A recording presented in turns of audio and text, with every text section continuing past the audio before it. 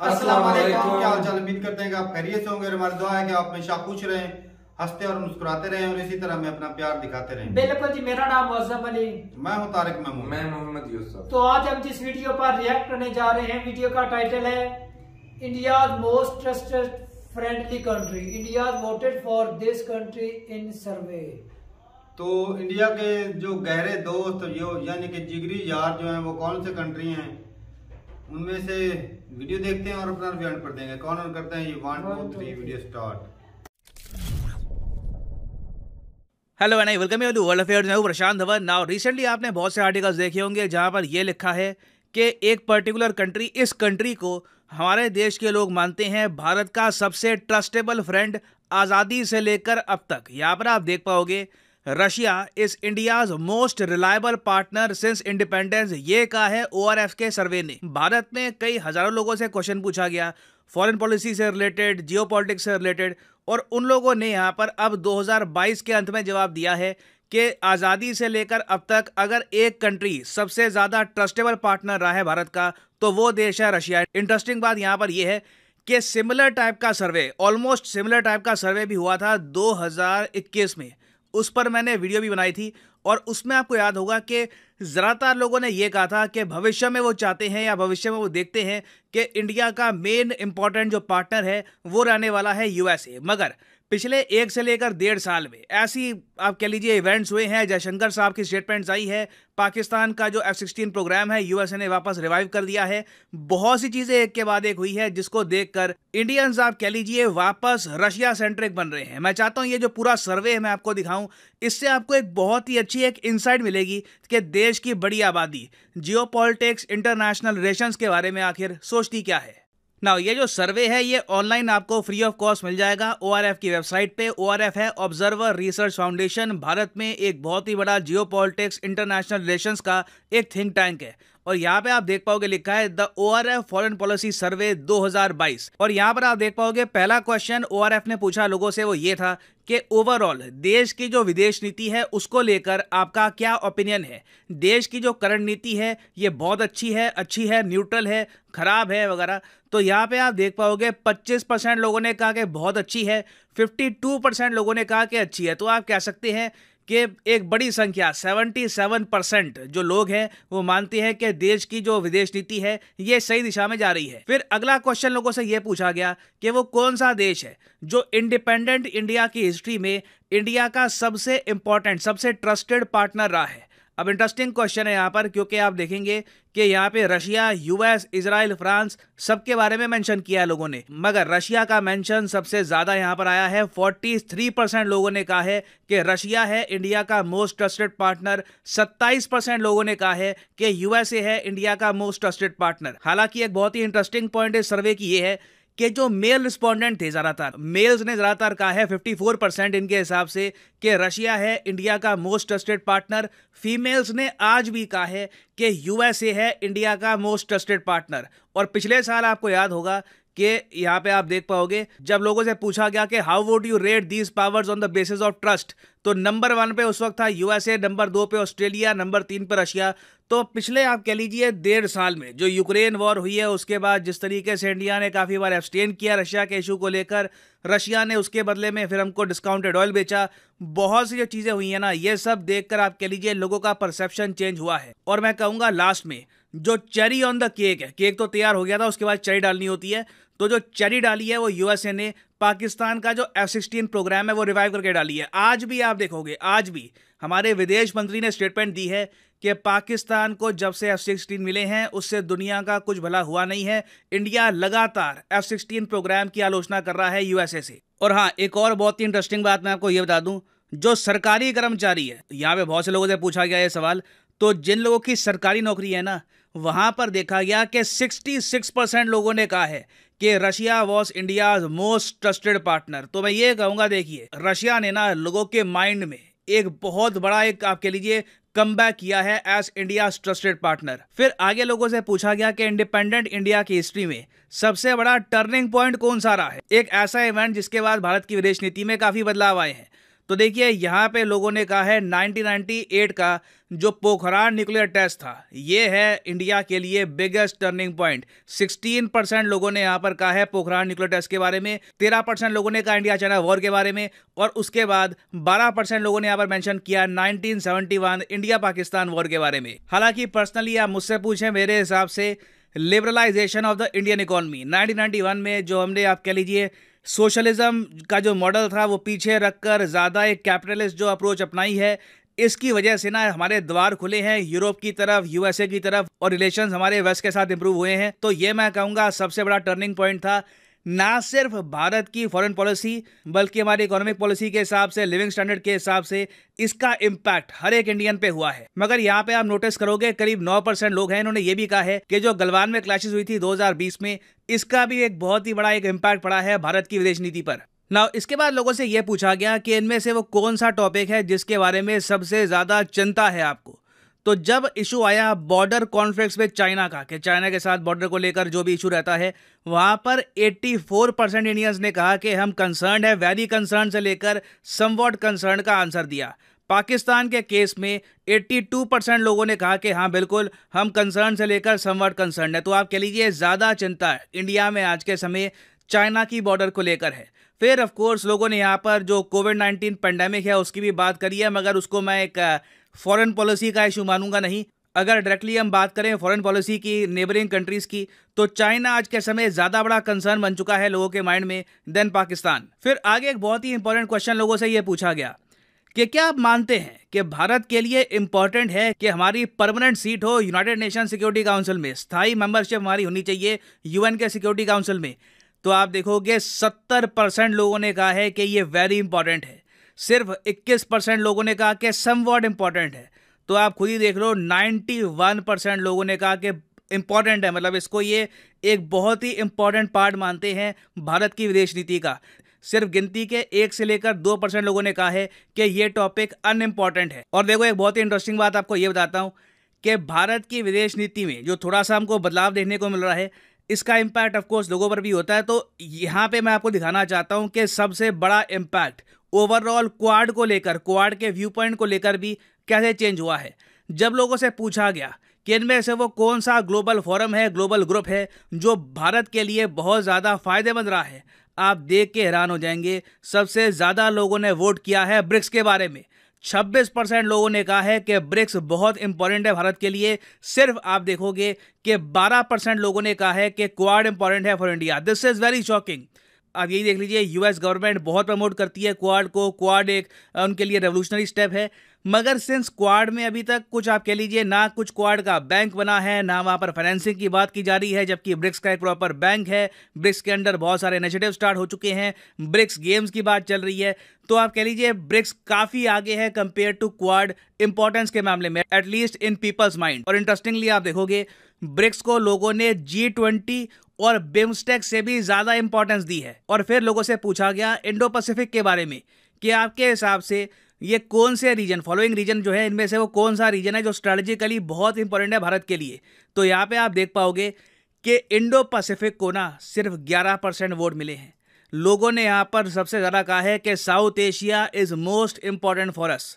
Waste Asia मतलब कि UAE, Saudi Arabia वगैरह, ये कहा कि 6% लोगों ने इंपॉर्टेंट है। सेंट्रल एशिया को कहा कि 13% इंपॉर्टेंट है। तो इंडो पैसिफिक की भी जो इंपॉर्टेंस है ना लोगों के माइंड में, ये थोड़ी बहुत कम हुई है। फिर फाइनली ये क्वेश्चन देखिए, लोगों से ये पूछा गया कि भारत की अभी के लिए जो नीति है कि जी हम पाकिस्तान से ना प्रॉपरली एंगेज करेंगे ही नहीं, उनसे ना भी बात करेंगे। आतंकवाद का इशू है, पहले जब तक वो इशू रिजॉल्व नहीं होता तब तक हम पाकिस्तान के साथ एंगेज करेंगे नहीं।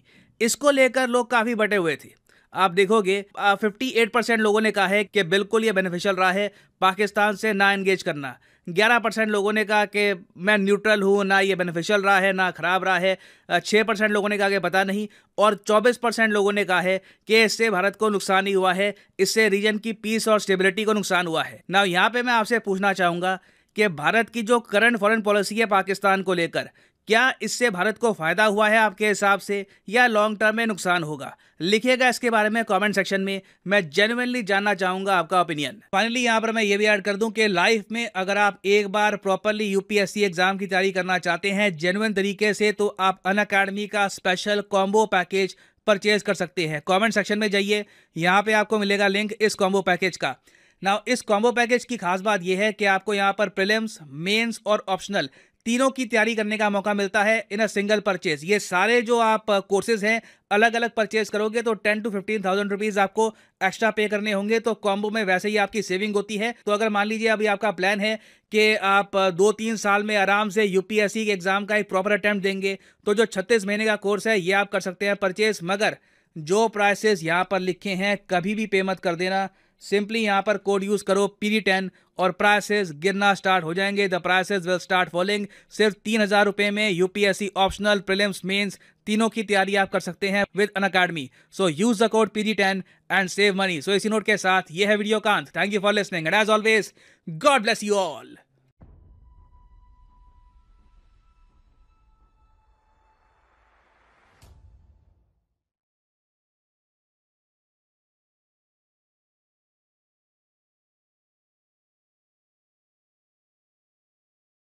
खत्म हो गया और जो ORF फॉरेन पुलिस का जो सिस्टम बताया गया है इसमें पहले ही जब ये जो टाइटल पड़ा था भाई साहब उसी वक्त पता चल गया था कि ये जो ना इंडिया का जो जिगरी जार है ना वो रशिया ही है। उससे बढ़कर और कोई जिगरी जार हो नहीं सकता। हर हाल में उसने महिलाओं ने ज्यादा अमेरिका को तरजीह दी है। अमेरिका मतलब वो तो दुनिया में किसी का सगा नहीं, इंडिया का क्या पता नहीं अपना सगा है कि नहीं है।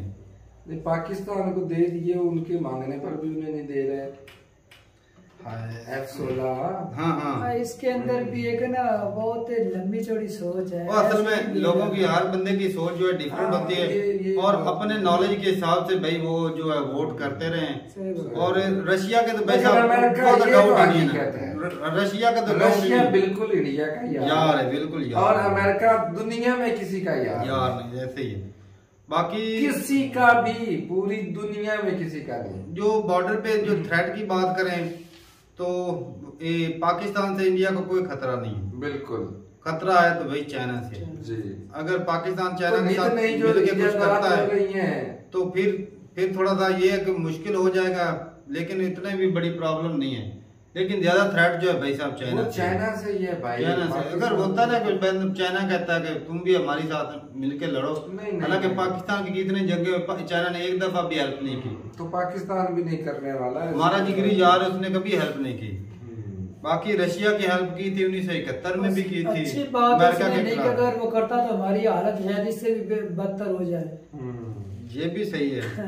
बाकी जो दूसरे ग्रुप थे साथ में भाई कश्मीर का ही तो मुद्दा, उसके अलावा क्यों जंग करनी पड़ेगी इंडिया में? ये कौन सी मुसीबत आन पड़ी है भाई? कश्मीर का मुद्दा हल हो जाए तो भाई साहब ये तो चाइना तो वैसे ही कब्जा ग्रुप है, वो तो चाहता है जहाँ से कुछ मिले मैं वो तैयार। लेकिन चाइना को टक्कर दे रहे हैं ना वो मार्केटों के अंदर जहाँ पर उनकी सेल होती है, ये अब देने उसमें भी टक्कर है। कानून के हिसाब से वो उनकी लगती है। वक्त आ चुका है ना, वो एक दूसरे को दबाने की कोशिश कर रहे हैं ना। चाइना इंडिया को कर रहा है, इंडिया चाइना को कर रहा है। लेकिन जो ग्रुपों में लोगों ने ज्यादा वोट किए ब्रिक्स को, और मेरे हिसाब से भी सारे ब्रिक्स जो था वो बेहतरीन है। उसमें कंट्री ज्यादा, उसमें कंट्री भी ज्यादा, लेकिन वो सारा पैसा तो देखो चाइना है, इंडिया है, रशिया है और भी 3-4 कंट्री हैं। तो जब ये कंट्री मिलके काम करेंगे तो भाई साहब वो डॉलर में नहीं अपने करेंसी में होगा कारोबार। बिल्कुल। तो वो ज्यादा बेनिफिट है। वो इंडिया के लिए ज्यादा बेनिफिट है दूसरे कंट्री को। उसमें तो अमेरिका की वाट लग रही है। हाँ, बिल्कुल लग रही है। बाकी और भी बहुत सारे पॉइंट थे कि जो इंडिया के जो वो कहते हैं गेम चेंजर या वो जिसमें होता है सिस्टम, तो सही बात है कि जो वो टेस्ट किया था न्यूक्लियर टेस्ट जो किया था वो कामयाब हो गया था, तो वो गेम चेंजर तो है ही भाई। और ट्रेड हुआ, ट्रेड की वजह से भाई साहब आज देख लो इंडिया की जो इकॉनमी है उसको बूस्ट मिला। सही बात है। इंपोर्ट एक्सपोर्ट जो वो ज्यादा आसान होगी। तो आज के दौर में भाई कोई भी कंट्री हो, ट्रेड नहीं तो भाई कुछ भी नहीं। ट्रेड पहिया है कंट्री के भी रीढ़ की हड्डी होती है। कंट्री चल ही नहीं सकता भाई। कौन सा कंट्री जो खुद ही अपनी प्रोडक्शन करता है अपने ऊपर लगाता है? मुमकिन ही नहीं। बाकी जो सर वो जो पाकिस्तान के साथ जो फॉरेन पॉलिसी सिस्टम है कि ट्रेड नहीं हो रहा, पाकिस्तान के साथ वो बात भी नहीं कर रहे, तो जितना पाकिस्तान ने खराबियां की हैं इंडिया ने वो 370 उठाया, इमरान खान के दौर में हटा 370, और जिसकी वजह से ट्रेड बंद हो गया। आतंकवादी हमले भाई हुकूमत, हालांकि ट्रेड को बंद होना नहीं चाहिए था। चाइना के साथ भी उनका मुकाबला। इधर पाकिस्तान में ना हमारे लोगों के पास तो कश्मीर के अलावा कोई और काम ही नहीं है ना। और मेरे हिसाब से चाइना से जो जंग हुई थी ना, वो मेरे ख्याल में वो भाई इंडिया के लिए वो एक किस्म का सबक था। चलो हार हुई, नुकसान हुआ, बिल्कुल मानते हैं, लेकिन इंडिया को चाइना का पता तो चल गया ना भाई साहब, ये तो धोखाबाज है। इंडिया चाइनी हिंदी चीनी भाई भाई जो था नारा, वो तो खत्म हुआ ना, वो फ्लॉप। क्योंकि कहते थे उन्होंने बॉर्डर पे कोई लाइन वगैरह भी नहीं लगाई हुई थी इंडिया चाइना ने। अच्छा, उस जिस दौर तरह में यूरोप के अंदर हुआ करता नहीं था, फ्री थे वो फिर कब्जा ग्रुप है, पहले चाइना से अरुणाचल प्रदेश कहता है हमारा है। वो जंग हुई 1962 में, जंग हुई, हार गए, इंडिया हारा उसमें, लेकिन चाइना का भी काफी नुकसान हुआ था उसमें। एयरफोर्स इस्तेमाल नहीं की गई थी उसमें। अगर चाइना इंडिया एयरफोर्स इस्तेमाल करता तो काफी बचत हो सकती। तो ये भाई साहब, लेकिन ये तो पता चल गया कि इंडिया जो है, चाइना सॉरी, वो उसकी नीयत खराब है। वो पता चल गया, इंडिया जो है वो उधर से सिक्योर हो गया। अभी उधर बॉर्डर पे भी आर्मी लगा रखी है। लेकिन ये है कि भाई साहब, इतना हालात खराब होने का बाद, इतनी दुश्मनी होने के बावजूद भी इंडिया और चाइना का ट्रेड देख लें, कैसे वो मुलाकातें करते हैं, ट्रेड चलता है ना।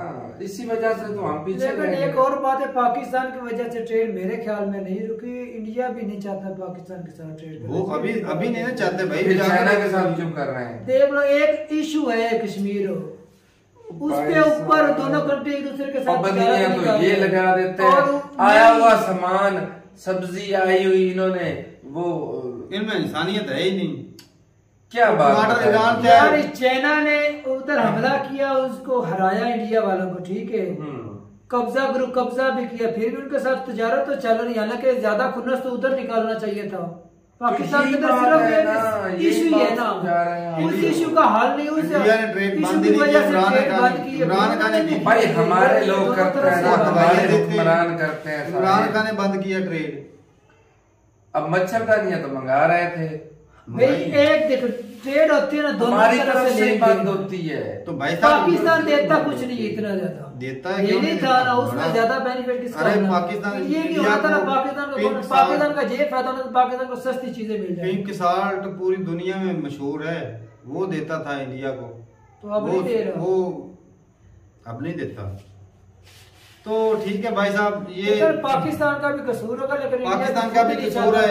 और ये किसी तरीके कश्मीर का मुद्दा हल हो जाए ना, तब तो ये दुश्मनी भी खत्म हो जानी है। जो बॉर्डर पे हर रोज जो जाने जाती है वो भी खत्म हो जानी है, और जो आतंकवादी हमले होते हैं वो भी खत्म हो जाने। बिल्कुल। लेकिन ये भी है भाई साहब, ये पाकिस्तान अकेला नहीं, ऊपर वाली ताकतें भी हैं, वो भी नहीं चाहती वो पाकिस्तान और इंडिया के जो तल्लुकात सही हो जाएं। और ये भी है कि भाई पाकिस्तान में पावर किसी एक बंदे के हाथ में नहीं है, जिसकी वजह से ये सारे हालात जो है कंट्रोल हो। हाँ, बिल्कुल। तो बहुत सारी वजूहत है जिसकी बिना पे ये रिश्ते जो है ना सुधार आना बहुत मुश्किल है।